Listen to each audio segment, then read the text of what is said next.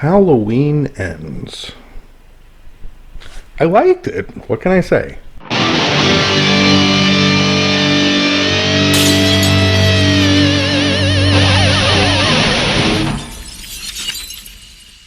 So you clicked on this video and you're probably thinking, what the fuck is this guy talking about? Michael Myers' mask has powers? Well, let's observe. Before we get into that, I would like to thank everybody who recently subscribed to my channel. It means a lot to me, and I do want to apologize for not posting something sooner. My intention was to have at least one video a week up, especially during this month, but again, this month with it being Halloween, just had a Halloween party this past weekend. As you can see, I'm still kind of slightly costumed up, and yeah, my hair's different now. I fucking commit. And there's still more festivities to come as we are in the last week of Halloween. Speaking of Halloween Ends. Now there's a ton of videos out there, tons of review videos already, thousands of them about why it's good, it's bad, so on and so forth. As I mentioned at the beginning of the video, I liked it. There are some things that could have been executed better, but there is one thing they handled very, very well, and that is the mask of Michael Myers. But I'm actually going to be digging a little bit deeper into the Blumhouse universe, as well as some other parts of the franchise. Now, of course, if you have not seen Halloween Ends yet, if you don't want any spoilers, now would be the good time to leave. Of course, one of the biggest complaints about Halloween Ends is that someone else is filling the shoes of Michael, in a sense, and Michael now basically has a Robin to his Batman, which is just kind of a weird concept in itself. I'm not looking to get into that so much, but I am looking to get into is the power of the mask and the effect it had on Corey. Now, we kind of have to backtrack a bit, going to the original 1978 Halloween. Now, as far as the mask itself goes, we don't know much about it other than we know it's a white William Shatner mask and he stole it from a store. But there is one important key detail that was in the movie, and that was when Laurie Strode took the mask off of his head, revealing his face, causing him to go into a little bit of a scurry to get the mask back on. So it showed from the beginning that he prioritizes keeping his face covered with that mask than killing his next victim. So now let's look at the next movie in this universe, which is Halloween 2018. Michael Myers' mask plays a very heavy role in this when you really think about it, because first is the alertness to him when he knows it's around. He managed to escape, and of course he didn't go after Laurie Strode, and we now know why, thanks to the second movie, but what he was mainly in pursuit of is getting his mask first before heading home, thanks to the information we know about the second film. Now, before Corey, there was Dr. Sartain. If you remember, in Halloween 2018, he wanted to know what it felt like to be in Michael's shoes. Now, granted, he didn't kill anybody with the mask on, and he didn't keep it on long enough either. You could tell he was stifled by it. His reasonings were more analytical, where Corey's were more emotional.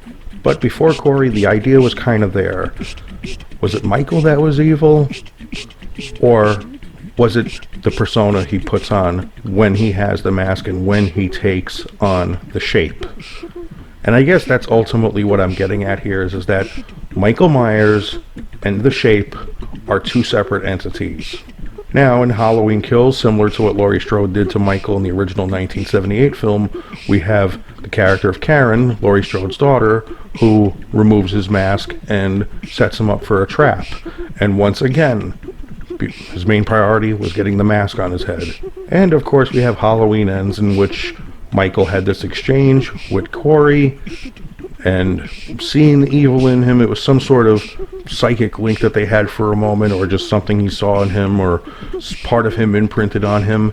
Now, there is an interesting backstory on this, where Dr. Loomis, it's actually in the novelization of Halloween Ends, and apparently Dr. Loomis had kept a relationship with Laurie Strode after that night in 1978, and apparently something similar happened with another patient at Smith's Grove. Now, again, I don't want to get too into that, and yes, I understand the gripes, how Corey easily got the mask from him, blah, blah, blah, but look, I'm not here to talk about that. I'm here to talk about when Corey had the mask on and what it did to him. And he actually, now I'm not going to lie, love him or hate him, it felt like the 1978 Michael on some level. He filled out that silhouette nicely. He became the Shape, albeit his mechanic coveralls didn't have the pleated shoulders. Yes, I am one of those assholes. But he still looked the part and emulated the part well enough. Now again, Corey's reasonings for killing than Michael's were much different. He was going after revenge. It was personal vendettas, with the exception of that man he stabbed, and of course the kid he killed at the beginning of the film, but everything else, it was people who he had beef with on some level. But still, his effectiveness for the short time he was a killer, using brute force, brute strength, he went from a guy who was thrown off a bridge by band students, no less, to somebody who can stomp ahead and crush it in a single blow. Like, what the fuck? Once he donned that mask, it's almost like a superpower got into him. Now, you're probably thinking, wait a second, what are you talking about, a fucking superpower? The mask doesn't do that. And I know that. I'm not talking about in the fantasistical sense. And I'm not even talking about in a supernatural sense or anything like that. This is no Cult of Thorn stuff going on here. What I'm talking about is just the power of belief, the power of manifestation. A buddy of mine recently did an in-depth vlog on this topic, the power of manifestation. There's a link below. I suggest you check that out. If you're familiar with the power of manifestation, it's basically mind over matter, mind over reality. You put your thoughts in the universe, and if you believe it enough and feel it enough, it comes back to you. So Corey, at that moment, with the belief that he basically was Michael Myers, he was in Michael Myers' shoes, he took the role of the Shape. And I believe that this is the same effect it has on Michael. That without the mask, Michael Myers is just a man. Proven so that the movie did deliver. It was called Halloween Ends, and we saw Michael Myers in a demise that there's no fucking way he can come back from this. This isn't like the beheading in H2O where they can backtrack and say, oh, that was an imposter. And you have to admit, this movie even corrected that mistake. Laurie made sure it was him before slicing his throat. I gotta give kudos to that. Like I said, I like the movie. It's called Halloween Ends, and they delivered. Back to the mask. Now, of course, like I said, it's not a superpower, but it's just the power of will, just willpower, just the power of belief. And of course, this movie pays homage to not just the movies it's set in or just the original film. It does try to be inclusive with that. Now, of course, if you look at some of the other timelines, and trust me, Halloween, the timelines are crazy. It has more fucking timelines than Terminator. Yet no time machine, no time travel, nothing like that. How the fuck does that happen? But even looking at some other timelines and the mask's power. Now, if you want to get to supernatural, maybe the Cult of Thorn series is a good way to look.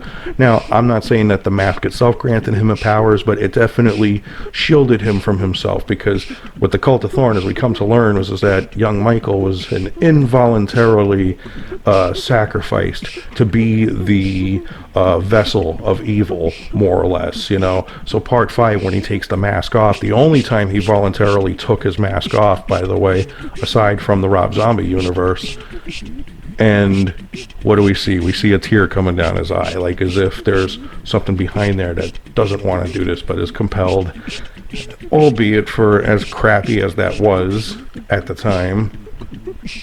It was okay enough, and it kind of made sense. And yes, I am actually going to include the good job. One of the only times you'll hear me say this. The good job Rob Zombie did with the mask element concerning Michael Myers and the Shape. As a child, during his first kill, he had a mask on, right? Same thing with his second. Then, of course, he donned the William Shatner mask, and it stayed that way ever since he found what would become his face. Aside from the temporary masks he had in the asylum. Again, though, even though I wasn't a fan of how he was unmasked and just wandering around in Halloween 2 where we could see his face, every kill he would don the mask. That is his avatar. That's not Michael Myers. That's the Shape. Of course, granted, later in that same movie, he would be maskless and scream the word die, but if you wanted to defend that scene, and that was only in the director's cut, by the way, but if you wanted to defend that scene, I tell you, I'll play devil's advocate. That was just Michael's rage. Okay, he didn't need the mask. He was willing to let Loomis see the real him and his real rage. Which, thinking about it now, that's actually kind of cool. I don't know. Maybe I should give those Rob Zombie movies a second watch. What do you think? Now, yes, ultimately, Michael Myers is the guy, the character that we follow, the slasher that we love for some weird fucking reason.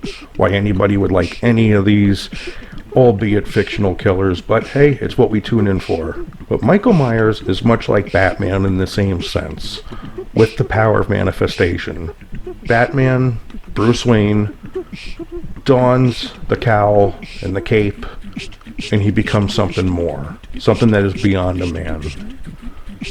Michael Myers dons the mask and the coveralls and becomes something more, something that is more than a man. And much like Batman, where Bruce Wayne is the false man underneath and Batman is the true face, for Michael Myers, that Shatner mask is his true face, and it grants him power. Anyway, thank you for joining me this morning, and yeah, look at that, daylight, right? Isn't that weird? And of course, if you want to see more videos like this, you know what to do.